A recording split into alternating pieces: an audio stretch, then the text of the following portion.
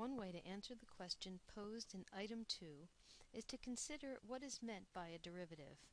Most students know that a derivative has something to do with tangent lines, and that the derivative of a function is a function as well. However, they're not sure how to coordinate the idea of a derivative as a function with the slope of a tangent line at any one point.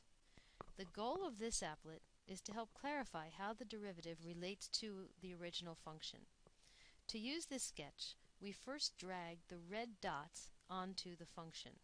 Our goal is to create a series of mini-tangents at each of the red points placed along the function. To begin, we'll drag the green controller dot of the first point up and down. Notice that this dragging changes the slope of the blue segment we call a mini-tangent. As I move the green dot up, the slope increases, and conversely, as I move the green dot down, the slope of the blue mini-tangent decreases. In fact, the y-coordinate of the green dot displays the slope of the tangent line. For example, if we place the first red dot so the x-coordinate is -4, we see that we have to make the slope of this mini-tangent very negative. In fact, the blue segment looks most accurately tangent to the function when the slope is -8. Notice that it is 2 times the x-coordinate.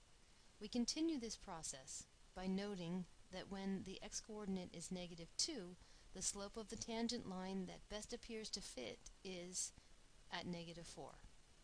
We continue this process on the other side of the parabola where the x-coordinates are positive. Note here that the slopes of all the mini-tangents need to be positive as well. For example, when x equals 1, the function value x squared is also 1, but the slope of the mini-tangent looks to be more like 2. Similarly, we note that the slope of the mini-tangent for x equals 3 is 6. When we connect all of these green points, we note that the locus appears to be a line. In fact, it is the line y equals 2x, which is the derivative of y equals x squared. In summary, a function always coordinates two quantities x and y. In this case, both the original function f of x equals x squared and its derivative g of x equals 2x are functions of the same variable, namely x. However, the y values for the two functions are different. The y value of the function is the square of the x value.